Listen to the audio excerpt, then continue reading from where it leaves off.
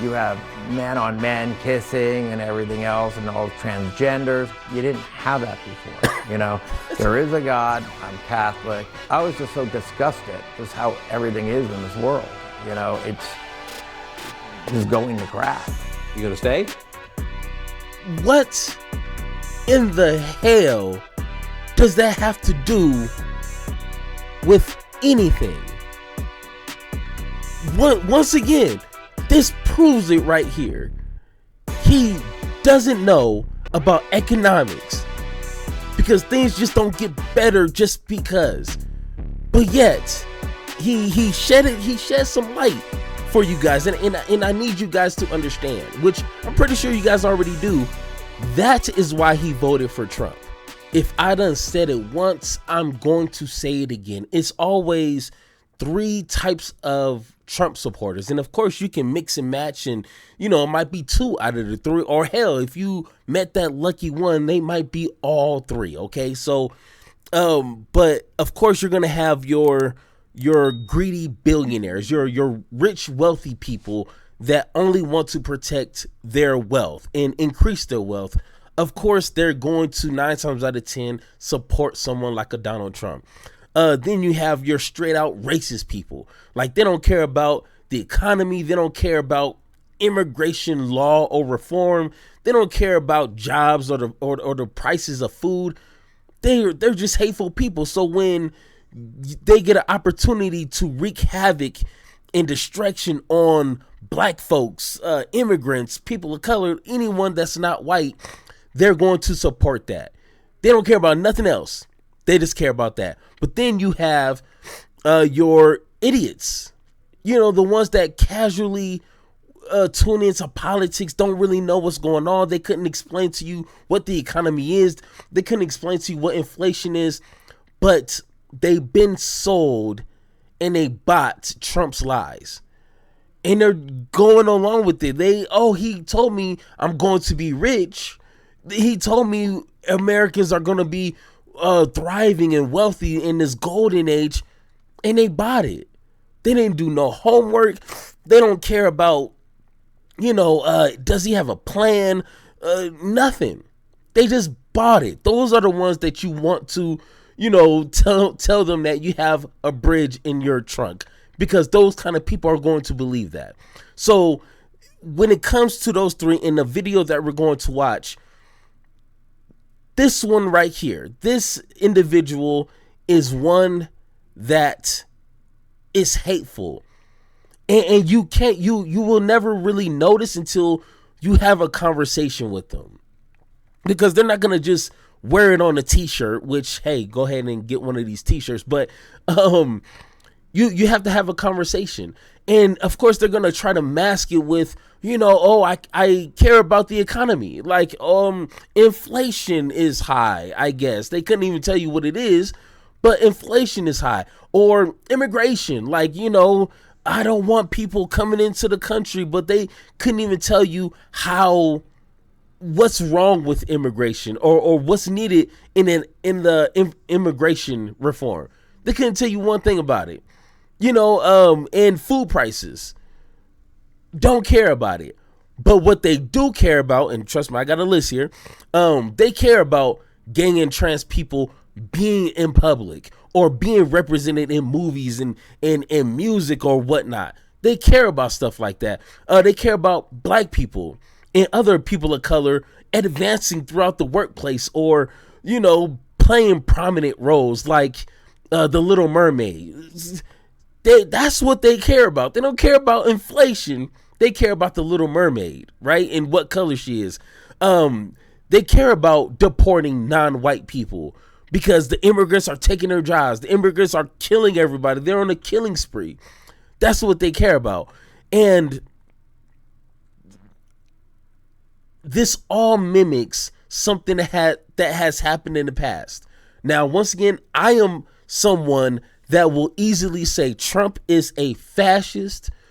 His crew, his administration are probably bigger fascists than he is. Trust me, Trump is an idiot.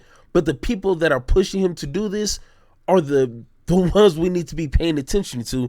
And here's a quote from Hitler, which kind of symbolizes what Trump in his strategy is. He says the personification of the devil as the symbol of all evil assumes the living shape of the Jew.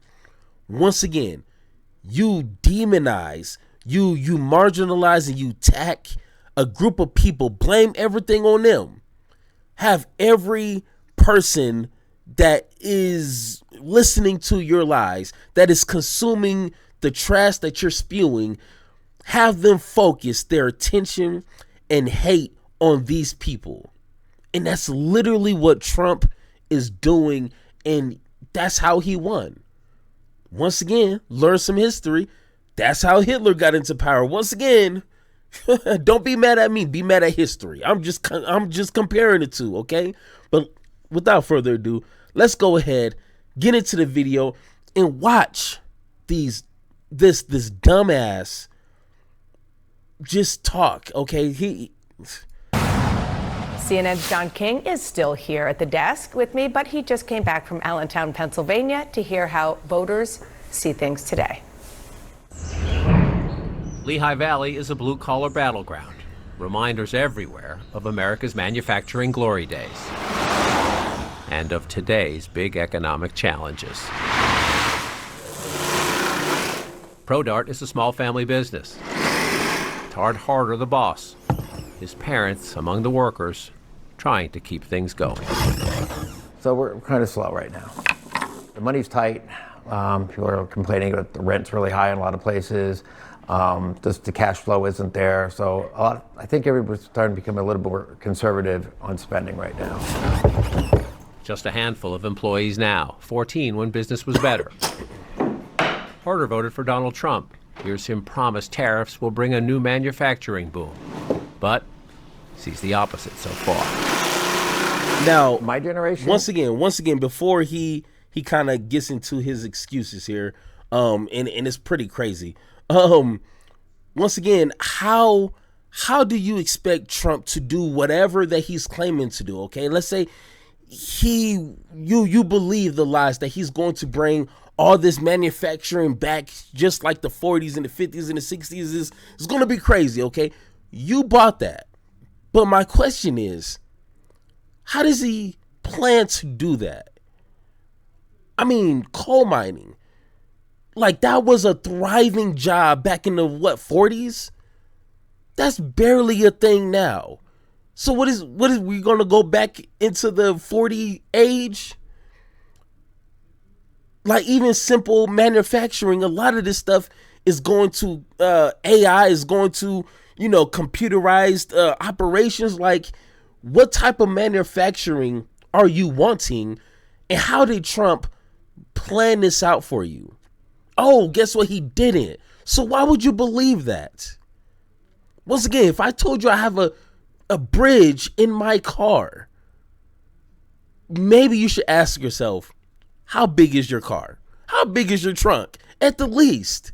But no, you believe me. And those are the kind of people swindlers like. Let's listen. But sees the opposite so far. My generation right now, it's not going to impact, it's going to hurt us. But in the future, for the next generation, it might possibly help them out. But it's impacting the people that are here now, today. That's my thing. In a not good way. In a not good way. This is Pennsylvania's 7th congressional district. Okay. The people that are here now, today. That's my thing. In a not good way. In a not good way. So it's hurting now, but he thinks it's going to be better in the future. Why? How is that? I need you to explain this. Hey, whatever your name is, I need you to dig a little deeper. You need to ask some follow-up questions, because that doesn't make any sense. If I got a gunshot wound in my arm, if I don't take care of it, how is it going to get better? If I don't have a plan to take care of this gunshot wound, it's going to get worse. If you don't apply what is needed, which you can't just do anything. It's going to get worse. I'm just saying, I'm not a professional at this, but I'm just saying you need to ask some questions here, okay? This is Pennsylvania's 7th Congressional District, Allentown, Bethlehem, Easton. More rural as you head north and west. Trump won it narrowly last year, and voters like Harder also helped flip the House seat from blue to red. But Harder isn't sure he will vote for the new Republican congressman again. Not sure he will vote at all. He is 55, but had never voted until this past November. You have men on men kissing and everything else and all transgenders. You didn't have that before, There is a God, I'm Catholic. I was just so disgusted just how everything is in this world. It's just going to crap. You gonna stay? What in the hell does that have to do with anything? Once again, this proves it right here. He doesn't know about economics because things just don't get better just because. But yet, he shed some light for you guys, and I need you guys to understand, which I'm pretty sure you guys already do. That is why he voted for Trump. That right there. He couldn't break nothing else down, but when it got to this, this man on man kissing. I mean, it wasn't like this before, which it was, but okay, whatever. What does it have to do with policies to make your life better? You see what I'm saying? Like how, let's just say for kicks and giggles, Trump did stop every person from being gay, every person from being trans. Okay, let's just say somehow he put in an executive order and everybody turned straight, or all the gay people turn straight and there's no more trans people. How does that help your everyday life? How is that going to bring groceries down? How is that going to make education more affordable? How is it going to get more high quality jobs? But no, hey, man, two men kissing, like that's why your business is about to be closed down. That's why you're struggling, right? Is two men kissing. Okay, got you. Am I going to stay in America? You're going to stay as a voter. If I feel that things are running properly, yes. If I don't see anything changing, then it really doesn't matter what my vote is. I just think that I now have a way of helping. Michelle Rios is on the other side of the MAGA culture wars. She helps run a DEI program at a local college, helps students with questions ranging from financial aid and tutoring to rumors about immigration crackdowns. Coming from a immigrant household, being a first-gen student, being a woman of color, being Latina, I know that my purpose is to serve, and so it really is a struggle when there are things preventing that. Rios worries about funding cuts for DEI programs and also to nonprofits she works with in the bustling Latino community here, like this food bank. Then it just instills fear, and I think that's essentially what the last few months have done to people. If you had 1 minute with President Trump, what would you say? I don't think I would want a minute. And that's just being honest. There's a lot of things that come to mind, but I just don't think I would know where to start. She was a student in Trump. Hey, here's a question, okay? If you guys are watching this far, let me know in the comments. I know a lot of you guys don't like to comment, but go ahead and comment, okay? Help the algorithm. But if you had 30 seconds with Donald Trump, what would you guys tell him? Be honest. I'm going to be honest. Let me know what you guys think in the comments. I honestly would say you're a piece of shit. That's simple. I don't even need 30 seconds for that. Give me 5 seconds. I will look him in his old, ugly face and say, you're a piece of shit. That's all I need to tell him.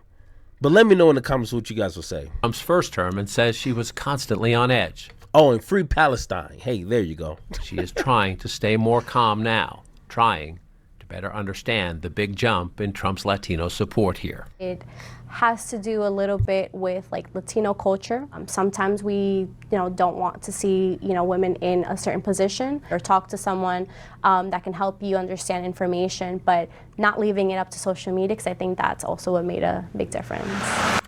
And my wife, she's Hispanic, and growing up in Colorado, or at least the area that I'm in, I grew up around Mexican homies, you know what I'm saying, Hispanic people. I worked construction jobs with old, young Hispanic people. So, and it's real. Like the whole woman being in charge thing, that's a real thing, especially in the Hispanic culture. Like, so I believe that played a part in it.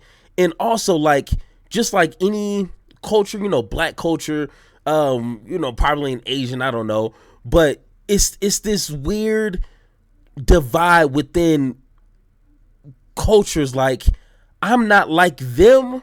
I'm a better version of these people. Like the Candace Owens. Like, I'm black, but I'm not like those kind of black people. You know what I'm saying? So even in the Hispanic culture, once again, I have these conversations with these people. They don't see themselves as those kind of Hispanic people or Mexican people.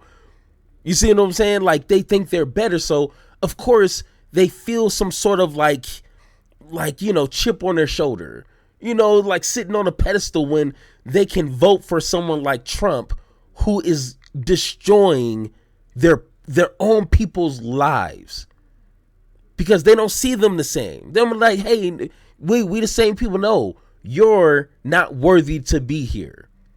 That's it. No economy, no prices high, none of that.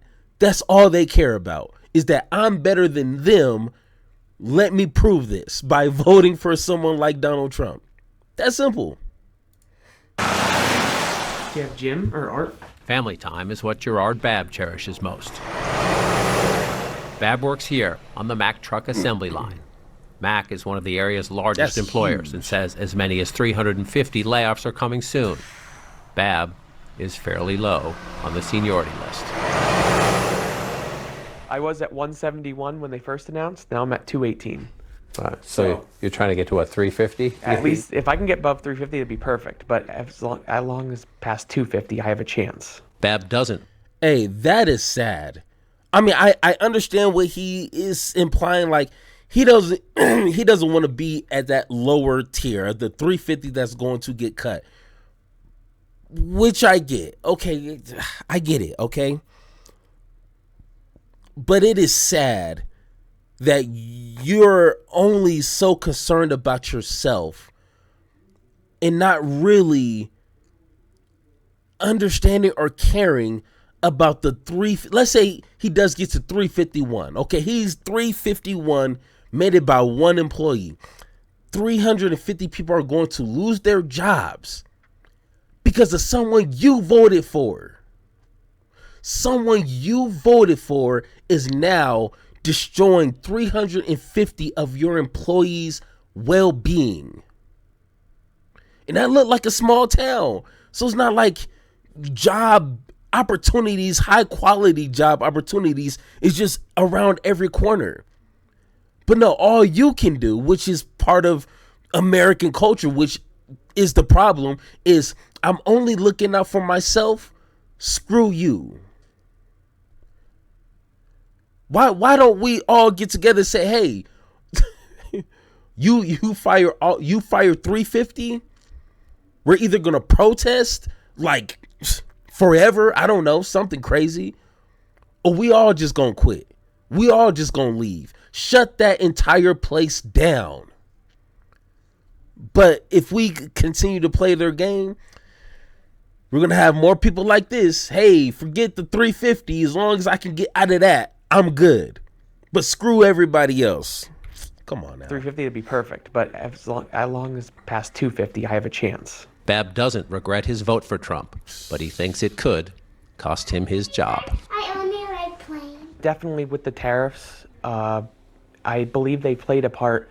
I think that Yeah, Donald Trump could have had a little bit more finesse instead of using like a blanket policy over everything. So 4 months in, Finesse? Do you know what finesse is? Okay, the way that Michael Jordan played basketball, that is finesse. What, LeBron James? Hey, that is finesse, okay? Seeing a ballerina dancer, that is finesse. What Trump is doing, or even told you what he was going to do, had nothing to do with finesse-ness, okay? Where do you get that from? He didn't do it in his first administration. During his 4-year campaign, he's never laid out a detailed, specified plan on anything, on zero things. But you, in your dumb ass, okay, I'm sorry. Hey, okay, let me rewind. Okay, I apologize for calling you out your name. Okay, I'm trying to do better. Jesus is working on me. Okay, but you thought that he was going to have some sort of finesse with tariffs? Oh, Jesus Christ, man. I'm trying here. But folks like this who have room temperature IQ, that is going to kill me, okay? Like, I know we're supposed to be talking to people like this, trying to reason with them and maybe educate them. But damn, man, help me out. Okay, meet me halfway here. Do some of your own reading. Do some of your own research. Don't let me carry all the weight here. And that's what someone like this would have you doing in a conversation. Okay, I'm done. Okay, I'm done. Okay. and how would you grade Trump? I'd give Trump right now a B+. I want stuff. A B? You're about to lose your job and you giving this dude a B? Oh my God. Let my boss fire me for little to no reason.